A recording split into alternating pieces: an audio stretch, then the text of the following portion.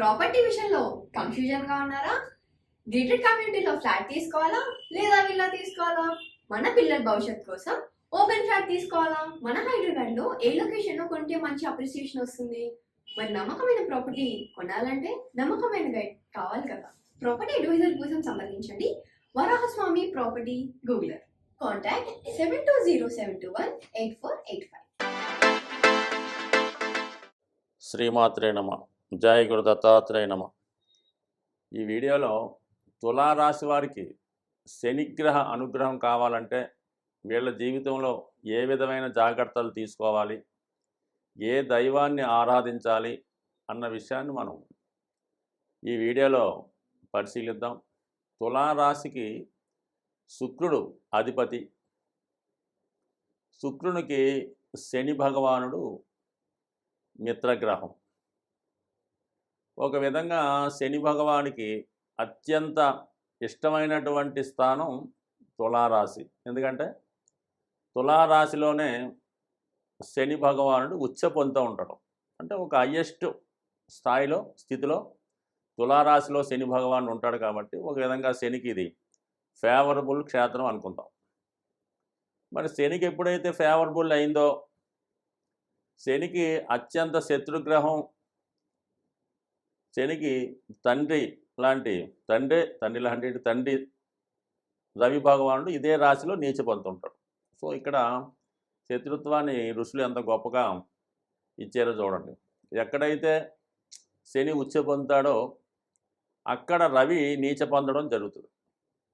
ఎక్కడైతే రవి ఉచ్చలో ఉంటాడో అక్కడ శని నీచ పొందుతూ ఉంటాడు. శనికి స్వక్షేత్రాలు, మరి రవికి శత్రుక్షేత్రాలు. ఈ విధంగా అత్యంత బద్ధ విరోధులు ఎవరన్నా ఈ రాశి చక్రంలో నవగ్రహాల్లో ఉన్నారంటే ఇది 100% శని ప్లస్ రవి భగవానుడు మాత్రమే.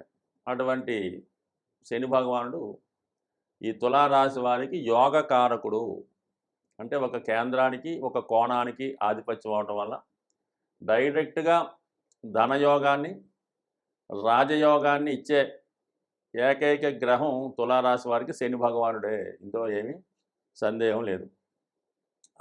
అటువంటి శని గ్రహం మరి దశ రూపంలో, అంటే ఈ తులారాశి వారికి లేదా లగ్నం వారికి దశ అంతర్దశల్లో శని మహాదశ వచ్చిన, శని అంతర్దశ వచ్చిన 100% మరి వీళ్ళకి అనుకూలమైన ఫలితాలు, ఉన్నత పదవి రావడం లభిస్తుంటుంది.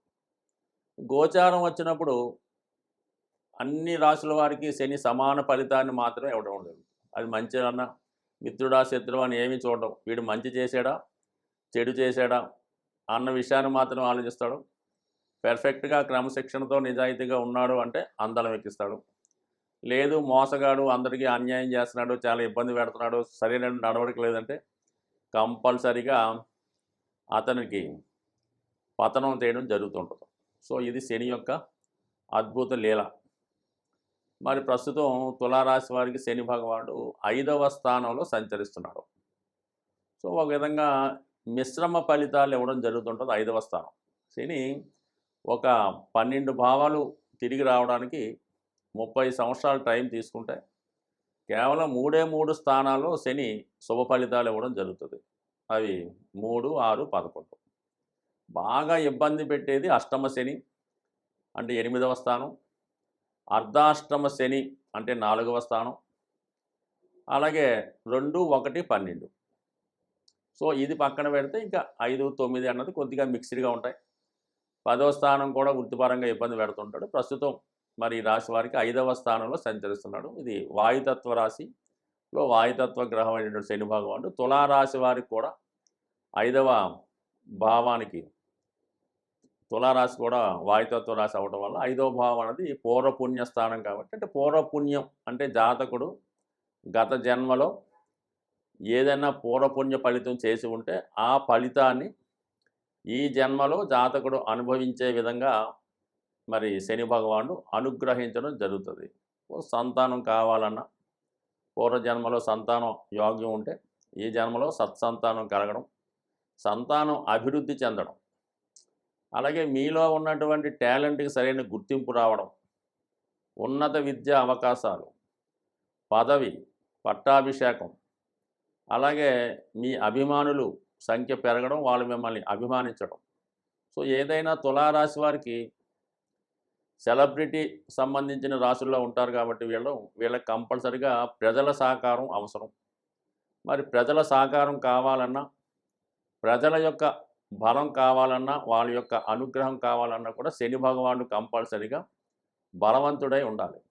ఎవరి జాతకంలో, జన్మ జాతకంలో శని బలమైన స్థితిలో ఉంటాడో వాడు ఇతరులకు ఉపాధి కల్పించే స్థాయిలో, స్వతంత్ర వృత్తిలో చిన్న స్థాయి నుంచి పైకి ఎదగడం జరుగుతుంది.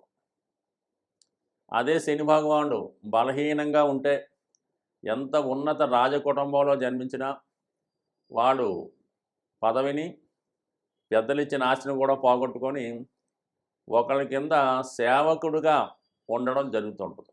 సో ఏదైనా ఈ తులారాశి వారు మాత్రం కంపల్సరిగా శని యోగకారకుడు అవడం వల్ల రాశి అందే ఉచ్చి పొందుతాడు కాబట్టి ఎక్కువ శాతం మరి వీళ్ళకి శని అనుగ్రహం, శని బలం తప్పనిసరి.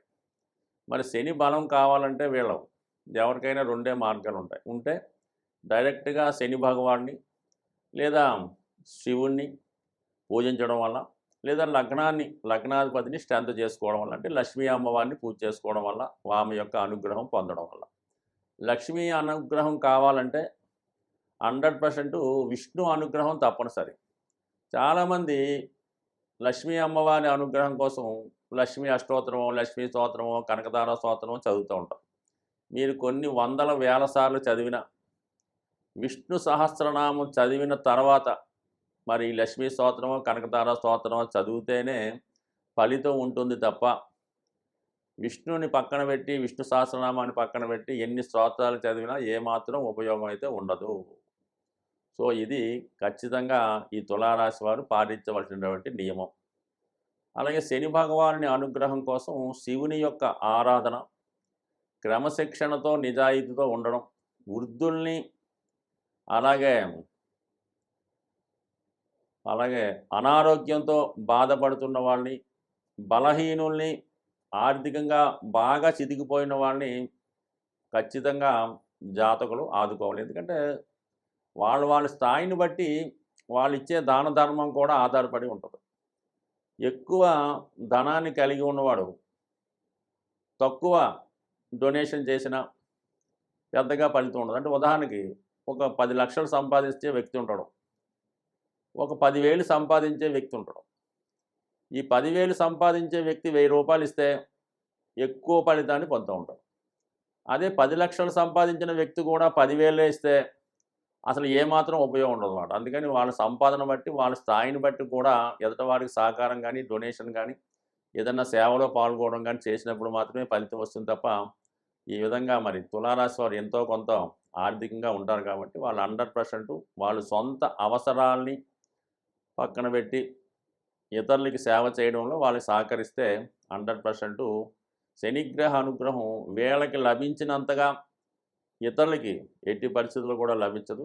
కంపల్సరీగా ఈ రాశివారు శనిగ్రహ అనుగ్రహం కోసం పేదల్ని ఆదుకోవడం, వృద్ధులకి, పెద్దవాళ్ళకి సేవ చేయడం, అలాగే మరి భగవంతుడి ఆరాధనలో శివునికి అభిషేకం చేసుకోవడం ద్వారా కానీ, డైరెక్ట్గా శని భగవానుని తైలాభిషేకం ద్వారానో అభిషేకం చేసుకోవడం వల్ల, నిరంతరం ఓం నమ శివాయ అనే మంత్రాన్ని చదువుకోవడం వల్ల, లేదు ఇంకా తొందరగా కావాలంటే హనుమాన్ చాలీసా పారాయణ, విఘ్నేశ్వరుడు ఆరాధన, అనేక రకాల మోక్ష పద్ధతులు, సూక్ష్మంలో మోక్షానికి అనేక రకాల పద్ధతులు, అనేక రకాల పరిహారాలు రావడం జరిగింది.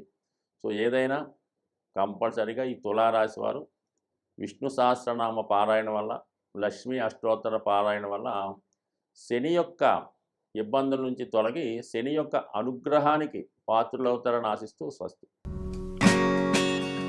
Hi, my name is Gautam and I actually stay in Malkajgiri itself. Right? I had this back pain. It's been 1.5 years. I have tried many treatments like chiropathy, oil massage, physiotherapy especially, but it didn't work out as much like what I expected. I strongly suggest homeopathy because నేను personally allopathy చాలా suffer అయినా, and I definitely do not recommend allopathy. You people can carry on with the homeopathy. Area Malkajgiri and doctor name is like Nageshwarao and the clinic name is Neocare Homeopathy. సాధారణంగా గ్రహాల యొక్క శాంతి కొరకు పంచభూతాలు అంటే మనకి గాలి, నిప్పు, నీరు, వాయువు, ఆకాశం అనే 5 తత్వాలు ఉండడం జరిగింది. దీన్నే మనం ఈ పూజాధికాలు నిర్వహించేటప్పుడు పంచోపచార పూజ అని చేయడం జరుగుతూ ఉంటుంది.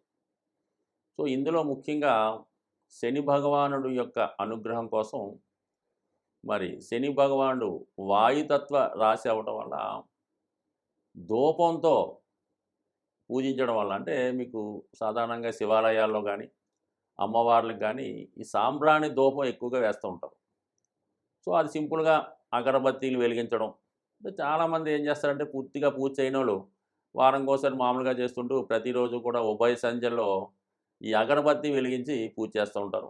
ఇంకా ఓపిక ఉన్నవాళ్ళు సాంబ్రాణి పొగ అది గృహం అంతా వేస్తూ ఉంటారు. ఎక్కువగా అమ్మవార్లకి, శివునికి, అలాగే ఈ సాంబ్రాణి పొగ వేయటం వల్ల కనీసం ప్రతిరోజు అగరబత్తి 2 పూట్ల భగవంతుని యొక్క ఆరాధించడం వల్ల మీకు కంపల్సరిగా ఈ నవగ్రహాల్లో శని భగవానుడి యొక్క అనుగ్రహం లభించడం జరుగుతుంది. సో ఈ కారణం వల్ల ఒకటి. అలాగే ప్రతిరోజు కూడా ఈ గృహంలో నిరంతరం ఏదో భగవంతుని యొక్క నామస్మరణ మోగే విధంగా అంటే గతంలో కొన్ని చిన్న చిన్న బాక్సుల్లాగా ఉంటే ఏదో ఓం నమో నారాయణయో, ఓం శివాయ ఏదో చదువుతూ ఉంటాయి. సో అటువంటివి కూడా గృహంలో ఉండడం వల్ల ఏంటంటే పాజిటివ్ ఎనర్జీ ఆ గృహంలో ఉండడం జరుగుతూ ఉంటుంది. కాబట్టి సాధ్యమైనంత వరకు శని భగవానుడి యొక్క అనుగ్రహం కావాలంటే ఆ గృహం చాలా పరిశుభ్రంగా ఉండాలి. అలాగే ఇరిగిపోయిన వస్తువులు, పనికిమాలిన వస్తువులు, అక్కర్లేని వస్తువులు ఇంట్లో ఉంచడం. అలాగే కొంతమందికి ఏంటంటే ఓ 10 జతల చెప్పులు ఉంటాయి. ఏదో కొత్తవి కొంటుంటారు, పాతవి ఏం చేసుకుంటారో. ఈ చెప్పుల జతలు ఎక్కువ అవడం వల్ల ఈ కొంతకాలంకి ఆ నెగిటివ్ ఎనర్జీ వాటి మీద వచ్చే అవకాశం ఉంటుంది. కాబట్టి సాధ్యమైనంత వరకు ఈ చెప్పులన్నీ నిల్వ ఉంచకుండా ఎప్పటికప్పుడు దాన్ని అవసరం తీరిన తర్వాత బయటపడేయండి. ఏదో 1-2 చెప్పులు పెట్టుకోవడం అన్నది ఒక కొత్తమైన పద్ధతి. అలాగే ఇంట్లో వాడే చీపురు గట్ట దాన్ని కూడా మరి ఒక చోట కొంతమంది నిలువుగా పెడుతుంటారు అనమాట. అంటే కుచ్చు పైకి వచ్చేలా పెడుతుంటారు అనమాట. జ్యేష్ఠాదేవి చేతిలో ఆయుధంలాగా. ఎట్టి పరిస్థితుల్లో కూడా కుచ్చు అరిగిపోతే ఇంకోటి కొనుక్కుంటా ఏం పోయింది. అందువల్ల ఎప్పుడు కూడా అది నిలువుగా కరెక్ట్గా పెట్టాలి తప్ప కుచ్చు పైకి వచ్చే విధంగా మాత్రం ఎట్టి పరిస్థితుల్లో కూడా పెట్టలేదు. ఇవన్నీ కూడా అలక్ష్మికి కారణాలు అన్నమాట. సో అలాగే ఏంటంటే ఈ భోజనం చేయడానికి కూడా ఒక పర్టికులర్ టైం పాటించాలి. ఏ టైంలో పడితే ఆ టైంలో తినడం, ఎక్కడ పడితే అక్కడ తినడం, ఈ టీవీలు చూస్తూ ఈ మంచాల మీద కుర్చీల్లో సేరబడి ఈ విధంగా భోంచేయడం, ఏదో ప్లేట్లో భోజన పదార్థాలు ఉడించుకొని తినడం, ఇవన్నీ కూడా ఐశ్వర్యప్రదం కాదు. ఇవన్నీ కూడా శనిని ఆహ్వానించే ఇండికేషన్స్ అన్నమాట. ఈ అనాచార పనులన్నీ కూడా శనిని ఆహ్వానిస్తుంటాయి. అలాగే శుభ్రమైనగా ఉండడం, శుభ్రంగా భోంచేయడం, అలాగే ఆహార పదార్థాలు కూడా జాగ్రత్తగా వినియోగించడం, ఇవన్నీ కూడా లక్ష్మీదేవి అనుగ్రహానికి పాత్రలు అవుతూ ఉంటాయి. కాబట్టి సో ఏదైనా శని భగవానుడి యొక్క అనుగ్రహం కావాలనుకున్న వాళ్ళు ప్రతి పని కూడా పద్ధతి ప్రకారం నియమానుసారం చేసుకోవడం వల్ల వాళ్ళు కంపల్సరిగా శని భగవానుడు టాప్ రేంజ్లోకి తీసుకెళ్లే అవకాశం ఉంటుంది. స్వస్తి.